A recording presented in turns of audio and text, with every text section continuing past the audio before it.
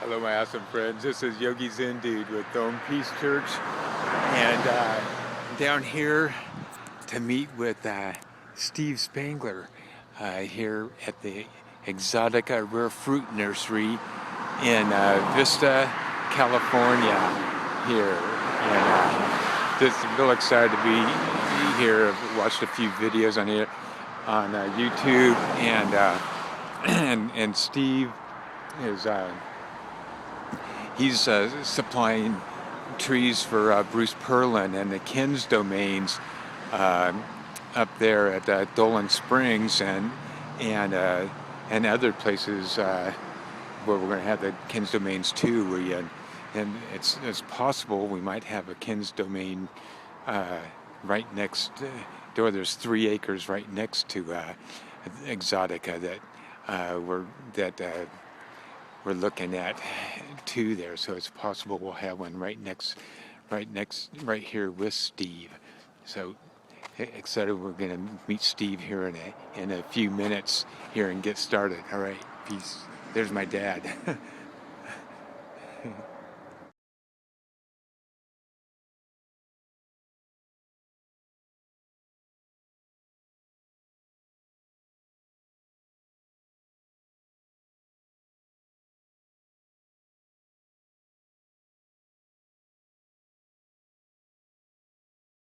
Reached us in Vista, California. This is Exotica Rare Fruit Nursery.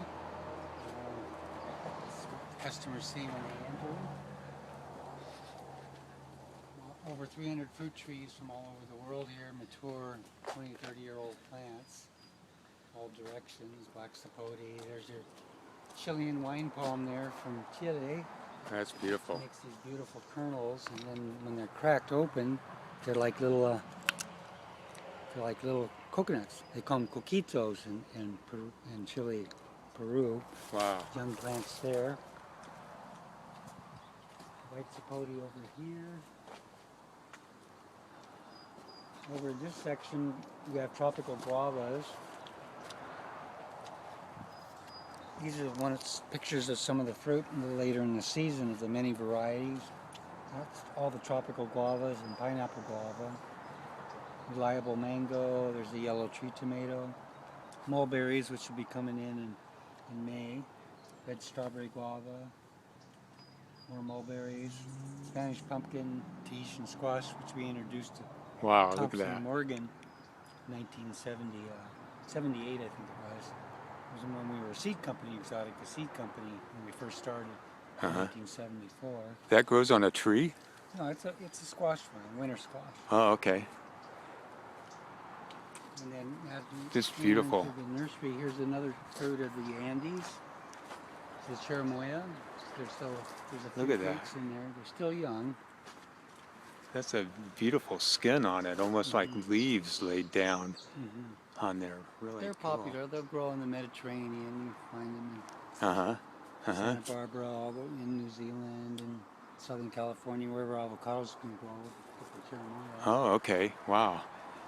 I love this bamboo you've got. I'm a nut about that. And the loquat, of course, is one of our first spring fruits. Probably another month, so come April, beautiful golden fruit with a shiny brown seed. Nice flowers around Christmas. Yeah, it's got fruit popping out all over on it. It's our sales office, and there's some Chinese timber bamboo, beachiana. I love it. I love it. years old, maybe 60 feet tall. Some fruits in season right now in spring. We got passion fruit, pomegranates left over from the fall, needle plum, different tangerines and oranges. Carob, St. John's bread grows well in the desert. Okay. High protein. In places like Turkey and Greece and stuff, they dry them in Mexico and make a powder out of them. Chocolate. Just to give you an idea, like here's a table of photographs of fruits. Here's a whole book on pomegranates. Here's some of the, when people come to the nursery, they can see some of the things we've grown here. Like here's the Mona Lisa banana, harvested a few years ago at Exotica. Wow. Look at that. different mulberries. Chinese mulberry shade, good for desert, because all the mulberries are deciduous trees. The guavas again are a little more the apple of the tropics. Different cherries, capulin from Mexico, acerola, Suriname cherry, great little bushes. Wow, that's a cool looking fruit there too. They have cherry of the Rio Grande. It's another Eugenia. It's evergreen, small shrub. These are great Okay. for containers and stuff. So Oh, okay. we've got Okay. over 1,000 varieties of fruits here. You're kidding. Wow. And there's Kai apple and papayas. That's in Fruit and Spice Park. But a little harder to grow. There's some friends in Hawaii with some apple bananas. Dragon fruits. Oh, yeah. Yeah. Leo was showing me some he's got wrapped around a palm tree back But here. they're nice to grow in shade. And anywhere in Southern California you can grow them. Here's lychee. Different date varieties. That just gives an idea of all these things we have in different sizes, 1 gallon and 5s. And eventually we're doing mail orders with them too. And we also deliver plants. We have specimen-sized trees in boxes, 15 gallons, so all sizes. And this is kind of what it looks like when it's grown. So Oh, I love it. I had no idea that there's this many kind of fruit trees. Okay, we want to cut it and go in the backfield. Yeah. Yeah. Right now, Go to the greenhouse. okay. Well, I don't Okay. want that much Yeah. footage going on. Yeah, this is Yogi Zen Dude with Peace Church. I'm down here in Vista with Steve Spangler and the Exotica Rare Fruit Nursery here. We're going to walk over to one of the greenhouses now. See you in a minute. Okay, this is one of our propagation houses. Mostly pomegranates in here and dragon fruit in the back. These are from 2 years ago. They're already 2 feet, 3 feet tall. We've been sorting them out. These are ready to go in the ground or bigger pots. Wow. This is how we do some of the propagation. Here's the Look at that. dormant cuttings. We stick them in these seed bags. Like there's pomegranate there, and there's some figs and some mulberries on the other side, black Persian mulberries there. But these are just rooting, so they won't be ready till the fall. There's some more. This is mostly mulberries and Look at pomegranates that. on this side. Wow. That's beautiful. That's beautiful. And young plants of pineapple guava, and then on the back table are dragon fruit. So we have thousands of plants of all different varieties and sizes ready to go. And out here, some more of the deciduous stuff, the bigger stuff for landscaping for homes and gardens. And Okay. mostly 15 gallons. Grapes, and then we have apples and pears down the left side, and some jujubes here. Look at that. Yeah. Cherries. Cherries. Nectar plum, which is this nectarine with the plum hybrid. That's a red leaf. It's just starting to flower, so they're really pretty plants. And the other side is a big row of pomegranates. Wow. So this is some of our more deciduous stuff. And then over here under the shade area is lots of little starts of cherimoyas and Suriname cherries and white sapotes. Okay. I wish you guys could smell. It's such an earthy aroma here that's just really lush and wonderful. So here's some stuff we'll eventually do mail order and transplant. That's a little baby cherimoya plant from about 1.5 years ago. Okay. So by the end of the year, it's going to be 5 feet tall, either ready to graft or plant out. Wow. Okay. And the same with white sapotes, although these are white sapotes that are grafted. And here, and then the bigger ones are in behind. Okay. Yeah. Now Leo was telling me that the grafted ones get the fruit quicker. Yeah, they fruit much sooner. Seedlings turn into gorgeous trees like 50 feet tall, but it might take 10, 15 years. Grafts is usually about 2 to 3 years from the graft to start fruiting. So it's one advantage. Yeah. It's nice to have both. And then we'll go to the seed room over here, show you how we sprout the stuff. Okay. This is more tropical stuff in the greenhouse here. These are lychee seedlings from last year. Normally they're earlier, but you can grow them from seeds, so eventually we'll have a lot of little plants of a wonderful lychee from China. Little baby passion fruit just transplanted. Look at that. Idea and purple. They're real young, but in a couple months from now they'll be up and ready for selling. Very cool. Little baby almond trees and jackfruit. They didn't like the cold. Over here we have date palms and tropical guavas. There's a mango there on the right. Some sugar cane behind it.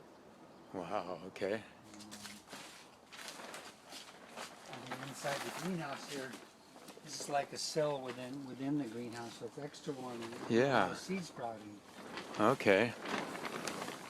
The real tender thing. This extra heat makes everything pop up. Ooh, look at that. Yeah, you can just feel it. Little babies. He's only been in like 3 months, 4 months. This is African strawberry guava. Again, I wish you guys could smell this. Yeah. It just really smells nice. Here's Indian curry leaf. Hmm. And it's used in cooking, real popular. Okay. And there's lots of other miscellaneous plants in here, but this is how we started them. When they get big enough, we repot them in 1 gallons or sleeves. Uh-huh. Make more of them. Wow.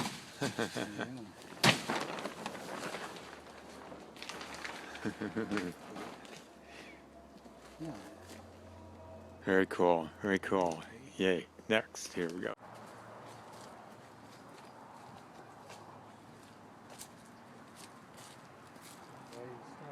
Wow, look at that.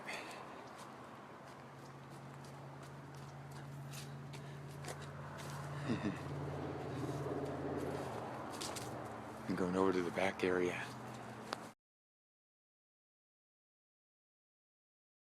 Okay. This is the back 3 acres that we used to have 20 years ago. We lost it 3 years ago.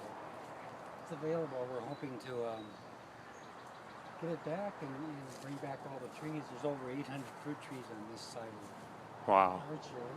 It's a low area and sloping. Has an acre of land left that could be houses or other greenhouses or raised beds. Fortunately, the rains have brought all the weeds, so it keeps everything alive. Even though you see, there's 3 rows of a row of Asian pear and then persimmon. And there's a crabapple flower. That's straight ahead of the Okay. Okay. Yeah. Yeah, I'm here for Bruce Perlin. He's thinking about this as a possibility for one of the Kins domains. Well, it's already neat about this is we already have 800 trees here. Some of them are 25, 30 years old. Even though the property's expensive compared to raw pieces of land, you're saving 20 years of your labor. So in that sense, it's an amazing investment. And I was thinking in regards to, like, for example, there's 2 big rare figs there. There's one called Purple Smyrna and then Strawberry Jam. And from those trees, we could make 300 or 400 or 500 plants out of that every year. And those could be really used in the other desert projects as little fig stars. So in the long run, this place will generate seeds and cuttings and pay for itself. It might take 10 years or so. And then we're next door to take care of it, so it'd be no cost at all, in that sense, because I've been watering it with my own water. Right. But nature has too, and even though we haven't been on here 2 years, because originally when we started this, we used the biodynamic preparations on Easter Sunday for 7 years in a row. We sprayed the 500 horn dung, and we put the compost on here. We made a lot of compost, so the soil's well alive, and that's why it can maintain itself. Yeah. Because how many places can you neglect for 2 years, and the trees? There are a few trees have died, but the big ones are still making it. Yeah, all There's this lilac. ground cover, yeah. Lilacs in bloom spring here. This is the Wisconsin lilac. Low chill. And beyond it, this is a rose garden, although you can't really see it. And then we go around this way here. More bamboo there. Rows of applewood. Wow. Again, aroma after aroma back in here. Here's What Red is that? Baron peach, kind of a double flowering one. What was that? Red Baron peach. Okay.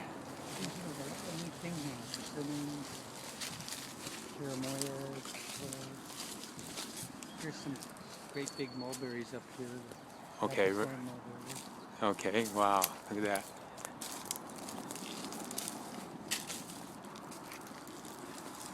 Still a little early. Another month will be ripe.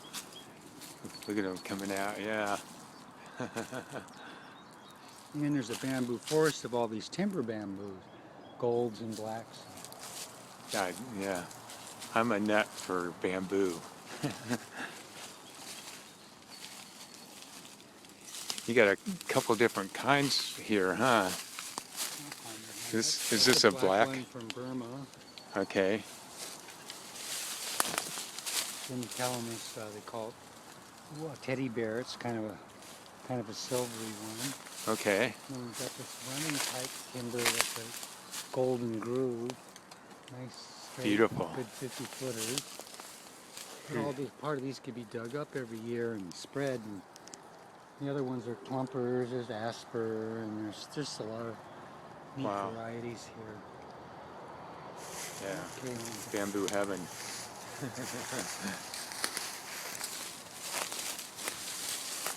What are these orange flowers on the ground here? Are these poppies or nasturtiums? See? Yeah. These here are about 15 or 20 jujubes, the Chinese date. Okay. Here's your jujubes. The whole forest is like these beautiful varieties along this rock planter. Okay. And on the edge here we have the Ceres. This one, see with the bumblebee there. Look at that. I don't know if he wants to get touched there. Bumblebee. This is called they call it the blueberry cactus. It's like a little miniature fruit, but they taste just like blueberries. I don't know if you want to try that. Yeah. Yeah, it's a really. Oh, wow. Yeah. Wow. Yeah. Ooh, that's even better. Yeah, they're growing clusters there, so it looks really productive this year. The little bit of rain really brought out the fruit. Yeah, look at that. Wow. Yeah. But these will take some frost and drought. Here's some more of the Ceres pruvianus, but they're small fruit. Earlier last year there were hundreds of fruit in here, big ones. Uh-huh. Wow.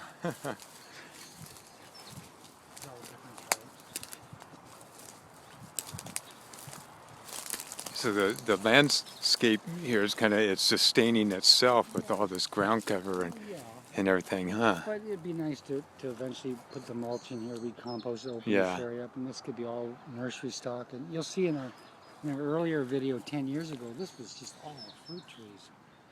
15 gallons, 5, you name it. Now the trees have grown tripled the size. So Yeah. I can take you to the. Well, I'd like to help you do some of that. Got a carob tree here. St. John's bread. These varieties, this is Sphax. There's 6 varieties in here. Some of them are extinct. They used to be at Quail Gardens and they removed them, but Paul Thompson collected them. But Sphax, I think this came from Turkey. Probably Turkey or Lebanon. Uh-huh. Beautiful trees, good desert tree. So that's the value of this place, is a lot of exotic mother stock germplasm trees that are hard to replace. Like some of these varieties might even be extinct, but they're still here now. And another reason to save the places. Yeah, yeah. Take seeds and cuttings. They do root from cuttings, but they're real slow.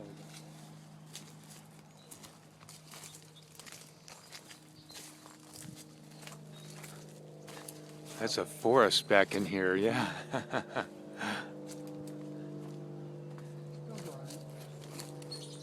Here, row of pears and mulberries on the edge of the stream. Mulberries, okay.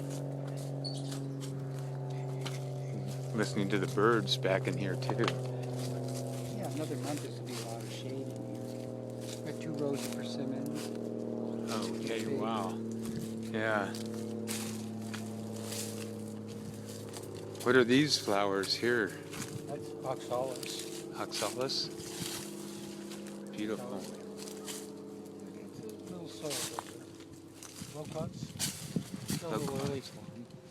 Okay. Yeah, the property, so there's about 100 foot or 50 foot, 60 foot swath, like an L shape, and that's wider up above.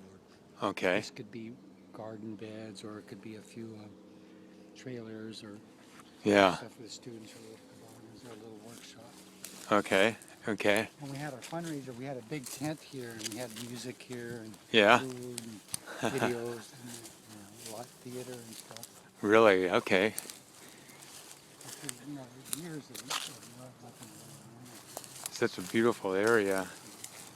And above is that more tropical stuff with the mangoes and the lychee. Okay. This is about 3 acres of land altogether here. Okay. Starting with the pomegranate. There's about 40 pomegranates in the ground, and plus more inside. These are the older ones along the edge. But these are all nice varieties, Phoenicia and Palermo and sweet pomegranate. Again, we can make hundreds of cuttings from each plant. That's really So cool. literally from all these pomegranates, if we really went gung-ho propagation, we could probably make 3,000, 4,000, 5,000 plants a year or more from all these. Okay.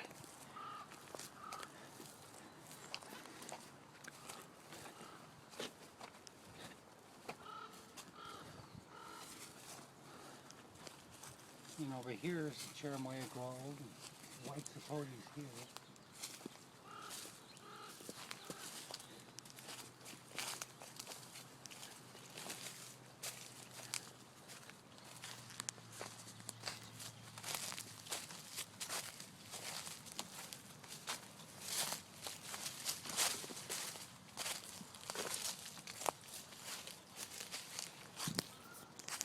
Cherimoyas, and these are long ends on the edge, and the lychees are a little farther up.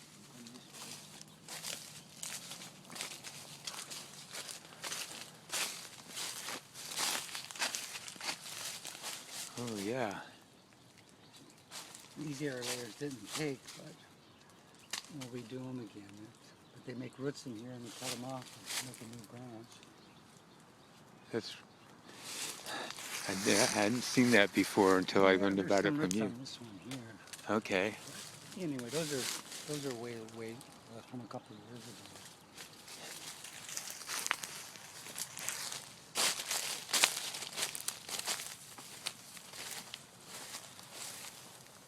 There's lychee trees. Had a really good crop last year. They're just starting to flower. But these are really a nice one to propagate. People love these, and we could sell every one we can get now. But there's about 8 or 10 trees here. Yeah. Okay. Very cool. Was an amazing and beautiful, wonderful, exotic rare fruit farm and nursery you've got here, Steve.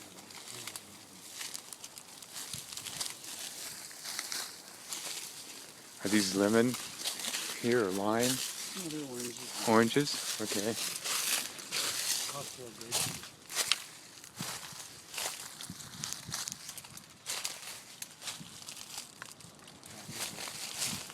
These are grapefruits and oranges mixed together.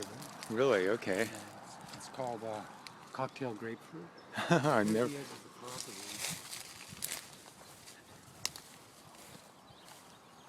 We used to make compost up on top, and it's been terraced. It's just sitting there. There's like about 6 terraces. Wow. It's a Okay. couple hundred feet wide, and it's about 500 feet down to our neighbors, and I put a jelly palm and dates on the edge. Okay. So this could be future greenhouse space. If you do mail order, large scale, you grow whatever, or you have a little house up on the top or down below. Yeah. Or these could be garden beds. We could do all kinds of gourmet vegetables and stuff. But there it is. You have almost 800 trees in the ground there. Yeah. Oh, very awesome. Very What awesome. we'd like to save and bring it back to the nursery and use it for what it was meant for, with all the trees in the ground and the seeds and the cuttings. Yeah. Thank you. All right. Thank you, Steve. Thank you for walking us around your awesome Exotica rare fruit nursery here. But this hasn't been cared for you know.